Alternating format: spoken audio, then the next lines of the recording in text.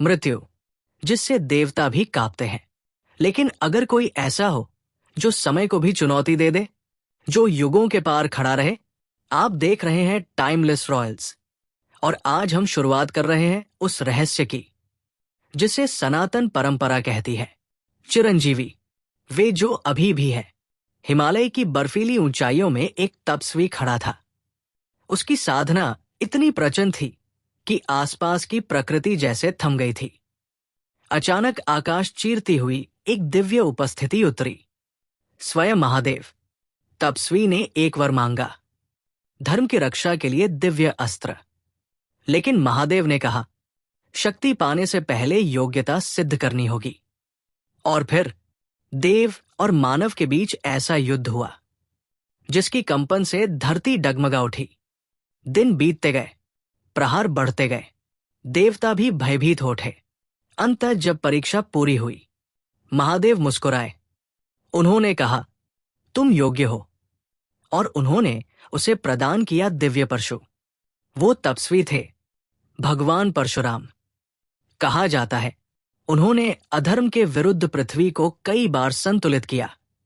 लेकिन कहानी यही समाप्त नहीं होती, क्योंकि परशुराम को मिला था एक और वर, समय से परे रहने का। यानी वे आज भी हैं, प्रतीक्षा में।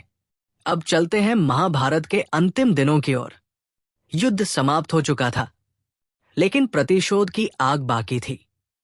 एक योद्धा, घायल, क्रोधित, निराश, उसने एक ऐसा अस्त्र चलाया जिसका परिणाम पूरी वंश पर पड़ा। ये थे अश्वत्थामा। उनके कर्म अक्षम्य थे, पर उनका अंत तत्काल नहीं लिखा गया। कृष्ण ने उन्हें मृत्यु नहीं दी, उन्होंने उन्हें दिया अमर पीड़ा, एक ऐसा श्राप जो युगों तक चलेगा। और इस प्रकार अश्वत्थामा भी बन गए चिरंजीवी।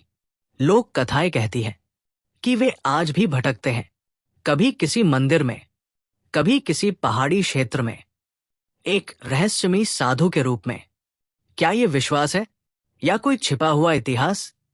सवाल अभी भी जिंदा है। लेकिन ध्यान दीजिए, अगर दो योद्धा अब भी इस धरती पर हैं, तो बाकी कौन है? वे किस लिए प्रतीक्षा कर रहे हैं? और किस दिन वे फिर से एक साथ खड़े होंगे? इन सवालों के जवाब हमें ले जाएंगे एक भविष्य की ओर, जहां अंतिम संघर्ष लिखा है। पार्ट 2 में हम जानेंगे बाकी 5 चिरंजीवी, उनका उद्देश्य, आने वाला महान युद्ध, और वो अवतार जिसके लिए वे जीवित है। रहस्य अभी खुलना बाकी है।